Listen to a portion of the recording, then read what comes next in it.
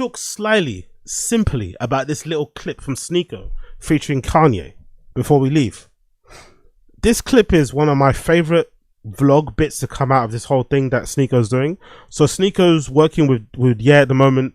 He's essentially his in-house videographer, vlogger, streamer guy, and he's working hand in hand with producing these, because before Sneeko met Ye, Sneeko was doing these like daily vlogs which are fucking incredible. Like, Sneeko's a bit of a weapon, and he went, you know, he kind of has these weird reinventions every 2 years or something, where suddenly he's this guy, then he's that guy, then he's this guy. But nothing can deny that from the start, he's always been a really good content creator. From the first time he picked up a camera and started to record on YouTube, he's always been really good at YouTube, really good at creating videos. But unfortunately, he went down the whole red pill, you know, manosphere stuff, and he got a little bit whatever. But now he's obviously coming back, you know, into the creative thing, just putting out great work. It doesn't really matter what his political beliefs are. You just put out great creative work. People don't really give a fuck. So now he's putting out great work, and I guess that got him maybe in the, you know, in the sights of fucking Ye. I think they worked before with each other, but now they're working again properly.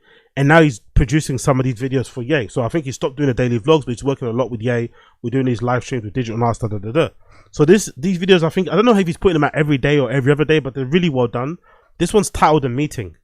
This video is incredible because it's Ye speaking to this guy who I'm guessing is some sort of like, growth hacking record sales guy. You know, people who are like, who know how to like game the system when it comes to first week sales, who know how to like buy bots and shit, all that malarkey, right? It's, you know, what's happening with the whole Drake v Kendrick stuff. So Ye has a meeting with this person in the run up to him releasing Bully. His album's going to be coming out soon, and trying to, you know, workshop some ideas as to how to kind of approach that whole rollout. And how he thinks about things is why he's a genius and why he's a creative genius, and why people like myself are so obsessed with him, even though he goes on these weird tangents and he starts hating the Jews and loving Hitler and shit. You just have to kind of put that to one side and just focus on the guy that you kind of fell in love with this creative fucking force and shit, because he questions, you know, the perceived reality. And this is how you get to interesting answers. Now, he probably won't be as successful in the answers that he wants to get, because I think unfortunately the music business isn't siloed like maybe streaming is, or content creation. Like, I can kind of be the biggest thing since sliced bread in my own little niche, own little box. But I could also be the biggest thing since sliced bread across the board, just doing my own thing. Whereas in music, it's collaborative. You kind of have to work with people. You have to kind of be signed to certain labels to get certain looks. You have to be signed to it's all this big, it's weird, the music industry. So I don't think he's going to actually fulfill his goals, but I just love how he, like, it's like when you're in school, when the teacher's like, oh, show me your fucking thinking, right? It's not about the answer. Show me your work. How did you get here? The how you got there is actually more important than the answer. And I think that's what he's going to get from this. This video, this clip is so fucking good. So let me play this video for you. It's called The Meeting, courtesy of Sneeko, featuring Ye, speaking openly about how he's going to approach Bully and how he's going to launch. Fucking great. Bully is coming out. The Bully album is coming out on June 15th. Yeah. Have you done any BBC stuff, vinyls, fan packs, bundles, CDs, any of that? Not yet? We sold vinyl though. We just haven't made the vinyl. Okay, so you put it out on your website and you started selling. Yeah, but that shit's like 30,000 units or something like that. First thing, we use this thing. By the way, I found out only for this video that, well, I knew before, but I kind of was reminded of it. This whole vinyl bundle thing people are doing is to boost your first week sales. That's all it is. It's not really because they care about vinyl. It's to boost your first week sales. And some artists, I don't know how they get around to doing this, are buying their own vinyls. So it's a way of, it's almost like you're buying, it's almost like you're buying ads, right? It's like an ad spend. It's like what you do if you're going to boost your posts on social media. So I guess instead of spending 30,000 on Instagram ads, they're spending 30,000 to just buy their entire inventory of their fucking vinyl and maybe have 100 available to purchase, and then they all sell out and it's like sold out. Yeah, sure. So like, we ordered a CD there 2-3 years ago, right? Did you see anybody? So if we could just buy them, and so is Morgan buying his stuff? Wait, he's talking about Morgan, he means Morgan Wallen, the #1 country music singer guy. This is the songs, right? 2-3 years ago, did you see everyone start finals out of nowhere. Yeah. But what? How do I like beat the game? This is how it's the CD. So the guy is trying to tell him, basically, the guy's trying to point to the direction of like, do you see everybody else selling vinyls selling over 2-3 years ago? I'm the reason, you know? So he's trying to brag a little bit to Ye to demonstrate, look, I can do this. I know what I'm doing. I'm the person people go to, right? I'm the plug. And Ye's like, he knows what he's trying to get to. He's like, yeah, I get that, but like, I don't want to just play the game. I want to beat the game. So I'm not interested in just doing what everyone else is doing. Just selling bundles of vinyl to boost my first week sales so I could appear, so I could be the #1 album of that week or whatever, couple of weeks. That might help me with certain brand deals. That might help with my perception. That might help with how the history books will remember me, my ego, my pride. No, I want to beat the game. How do I do that? Thinking outside of the box. But you don't beat the game by buying it. Beat the game by the cost of factor. What I think what I should do is do the opposite. Like you brought this idea, and I'm like, let's do the opposite idea. What I want to do is just put my shit up and like be like, okay, Ye sells 6,000 copies, or whatever the fuck it is. You know, I don't want to sell 6. I want to do what Morgan Wallen has. I do. It's like you say, perception is reality. If I want to buy into that, exactly. Perception is reality, but reality is your perception. You can perceive whatever you want, and whatever you want is what you perceive, and what you perceive is your reality. That's what essentially he's saying. Whatever everyone is doing right now, I want to do the opposite, which is probably why he took all his music off DSPs. Everyone's putting their stuff on DSPs and don't have any full ownership on it. I'm going to take my stuff off DSPs. It's really unfortunate that deal he did with that music player company I've got this mate, that didn't work out, because that thing was really cool. I think they fell out because of Ye's Jew comments and shit, if I'm not mistaken. But that would have been a really cool way to kind of get people to have because I think there was one that actually had movies on it too.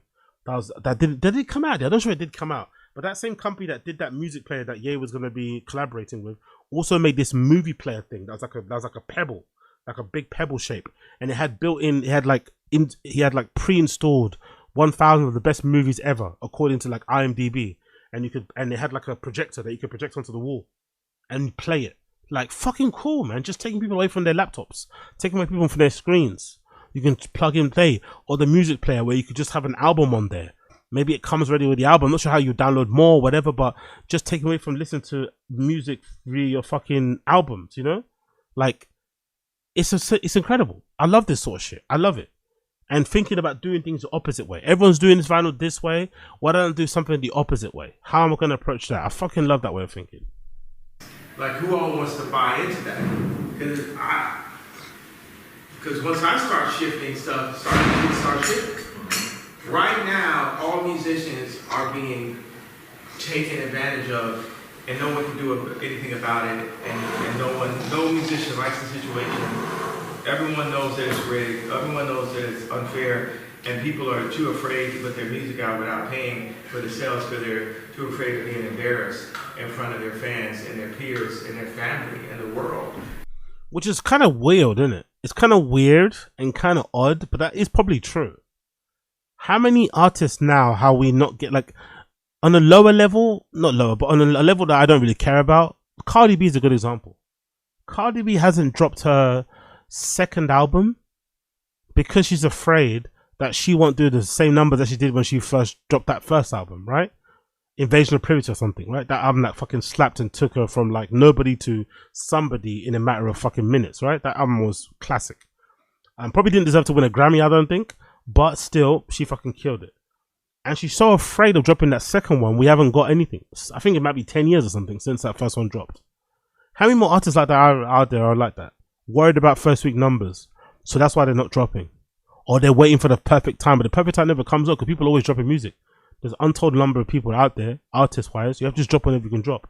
So if you did remove the fear of the numbers, maybe that would encourage people to create and produce or distribute or ship stuff more often, because numbers weren't the sole be-all and end-all. which again you have to thank DJ Academics for. That's one of the legacies he's gonna leave behind. That's really fucking bad for music.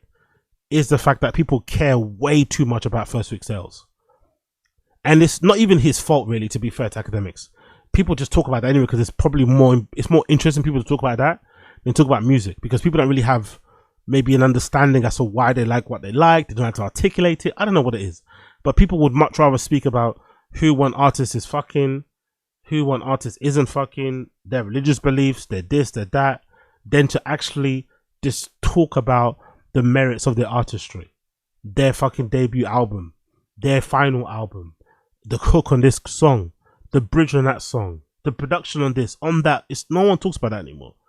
So that's why a lot of these artists are probably scared about putting stuff out because they know no matter how good it is, if Academics posts that you sold 700 copies first week, no one's gonna listen to it. you know no one's gonna listen to it. Like people maybe partly listen to albums because of the hype. If they see that someone's listening to it, if they see that certain artists got 70k first week, they're like, who's this? I'm gonna check them out. If they see a certain artist got 300k first week, they're gonna check it out. But if they hear you got 200k, or 200, sorry, or you sold 20, they're not gonna check it out, which is really, really sad. So it's like we're being bullied. It's like embarrassment culture. So I think the idea of bullying to become a new bully, to be the school shooter to the bullies. Okay, I guess that's where you lose me a little bit here. So what is that? Because you came here, it's not just gonna be like, yay, just because if that's the case, what's the limit then? It's this weird thing too. It's like they know. It's like how they do street rappers, right? It's like, we know that you're rapping about killing people. We know that you killed a couple people. We're documenting that, and we'll lock you up, but we need the J. Cole record from you first. And then, after that, you're done for life. That's really a bad example. He's just trying to diss J. Cole for no reason. I think what he's trying to say about the whole street rapper thing is more so you get signed off the basis of your street rap, essentially. If you're a street rapper, if you're a drill rapper that's been putting in work, you've been stepping off the porch, you've been doing fucking ride outs, you've been doing fucking drilling, right? You've been actually putting numbers up in terms of, taking out your fucking ops and whatever it may be on the scoreboard. You are known, you're a certified shooter, whatever it may be, world. That's going to amplify your music. And that's going to get the attention of the record labels because they can see it's coming from a real place. So even though they're not going to do their Googles and research it properly, they can get a feeling, they can see by the comments, by the attention that you're getting that, yeah, this person comes from a real place, they've done real things, they've seen real things. They sign you. Cool. Then you crash out. You pistol whip a girl, God forbid, in the fucking nightclub. Right? You chase some guy down the street with a fucking loaded firearm, right? You get into a skirmish at a fucking Wendy's. Just normal drill rapper stuff, right? You grew up in a broken home. You live in a rough place, and violence is the only thing you know. Right? This is what you know. This is your life. And then suddenly you go to prison, and guess what? The same people that signed you are the same people to throw their hands up and kind of wash their hands of you. They won't even probably help you with legal counsel. They probably won't even help you with legal counsel. They won't put any money in your books. Yet they signed you off the basis of the work you did on the streets that added to the legitimacy of your music. But then when you start doing the shit that you rap about, suddenly they start clutching their pearls. They start fucking clutching their pearls. Music industry is horrible. Well, same kind of mentality behind this whole, buying the records. Everyone's doing it, right? But what if I go and say, I'm a billionaire, I'm going to sell 10 million the first week. I'm going to buy the amount that would be, what is that? Is that $100 million? That's $7.99 as a minimum. Let's say if they were $10. A lot. No, what would be if it was $10 and I want to sell 10 million the first week? My maths isn't good either, bro. My maths isn't good. I partly got let go from my previous job because of my lack of mathematics, which I famously spoken about. But even I know what fucking 10 million times 100,000 is. And this guy has to take out his calculator, by the way. It's fucking incredible. This is a great little moment. But even I would know what 10 times 100,000 is. But hey, let him take out his calculator. 10 million times 5. Wow. No, if it was 10. $10 times 10 million is going to be $100 million. So say every time I say, look, I'm gonna drop 100 million. I'm gonna do Backstreet Boys numbers. The people that are saying to do it would say, no, you can't do that. Yeah. See, and now that's why I live in Spain. But I don't think he can though. That's the problem. I think all that anti-Semitic shit, like, I don't think he meant that apology even. There's an apology he put out recently. I don't really think he meant it personally, but he did it. He did say, I'm not on no anti-Semitic shit. I'm sorry for my Jews. I love everybody. And I think he ended it by saying that he got on FaceTime with these kids.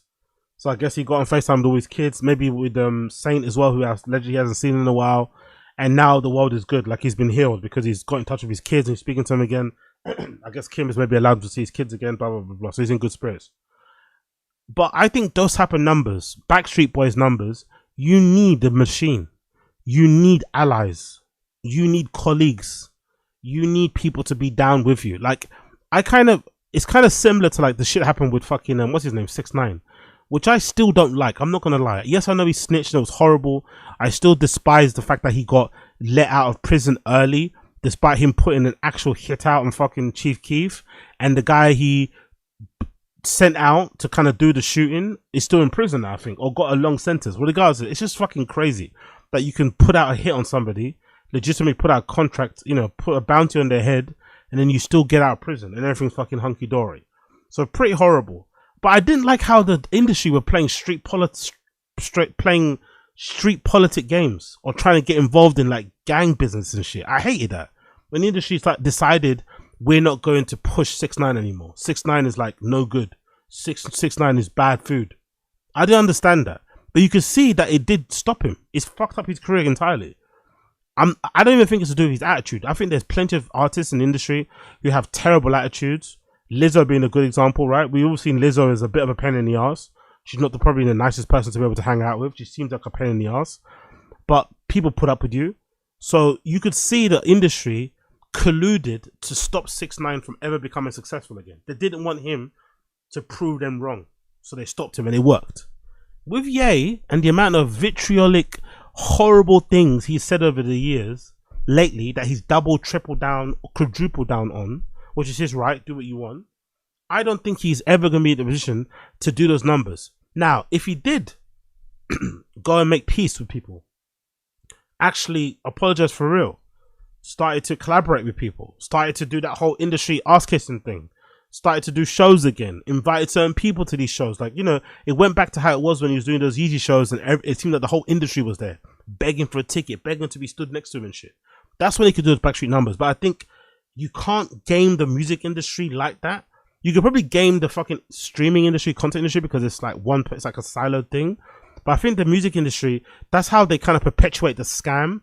That's why people keep constantly getting fucking hoodwinked, because it's relying on so many different people.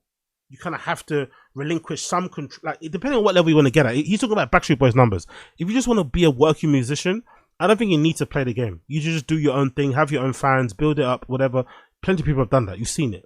But if you want to be like a Taylor Swift person, like Backstreet person, numbers you're talking about, if you want to be a Morgan Wallen, you have to get along with people.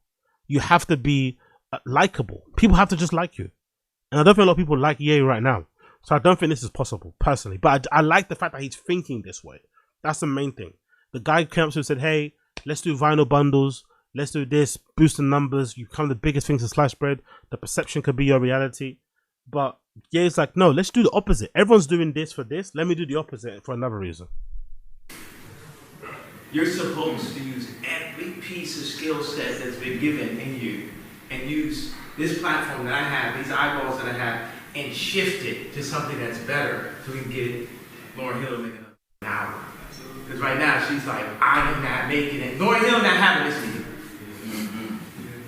You know what I'm saying? And Lauryn Hill will make another album, new music.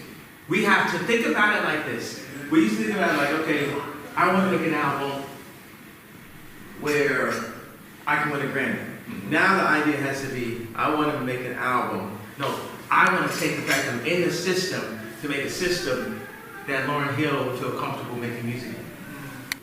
That was a good one. We should probably. That's actually a noble effort indeed. I'm not too sure if Lauryn Hill, I don't know, if the thinking is Lauryn Hill isn't making music anymore because the industry is broken, I don't think that's true. I just think she doesn't need to, innit? Or she's maybe a bit lazy. I don't buy this whole like, oh, the industry is so fucked up. I don't want to make music and put it out there because I'm gonna get fuck. You're Lauryn Hill. You can dictate your terms. Like, you can dictate. If she's in a bad deal, she's such a star now, she could likely dictate her terms. She could likely get out of her contract. She could likely, if she can't get out of her contract, she could likely fucking raise the money between certain billionaires and stuff to get out of her contract and buy out. There's things that can be done. For the top people, there are always adjustments that can be made. Always adjustments that can be made. But I do like that. That's his like main modus operandi. That's his goal of like trying to make an album that would capture, would maybe inspire Lauryn Hill to make music. You know, that's actually pretty cool. Maybe not put an album, maybe inspire to make music. But I just love the fact that he thought about it the opposite way. You know, everyone's doing this whole vinyl thing. Let's think about it the opposite way. Maybe let's not do vinyl. You know, maybe let's prove that the music industry is false by actually counting the streams a different way. Let's do it a different way, but maybe even how we drop the album, when we drop the album. Maybe it's not on a Friday, maybe it's not on a Monday, maybe it's on a Sunday, whatever. I just love how he's thinking about it all in a different fucking way, and it's really doing it interesting. And even just I think about the album drops, like, you know, doing these shows in different cities and stuff, and these album listening sessions and stuff in stadiums and like in concert halls and shit, like just playing the music off of a phone through an aux cable, like. Onzi, ahead of his time, and ahead of his time, literally ahead of his time. Big up fucking Ye. Big up fucking Ye. Again, is this gonna last? Is he gonna go back to being, you know, fucking Heil Hitler shit? I don't know. But for now, what we're getting so far, I like what I'm seeing. I'm seeing what I like, and I'm hoping, fingers crossed, that he sticks with this. And this isn't just some like one-off thing. I'm really hoping it's not a one-off thing.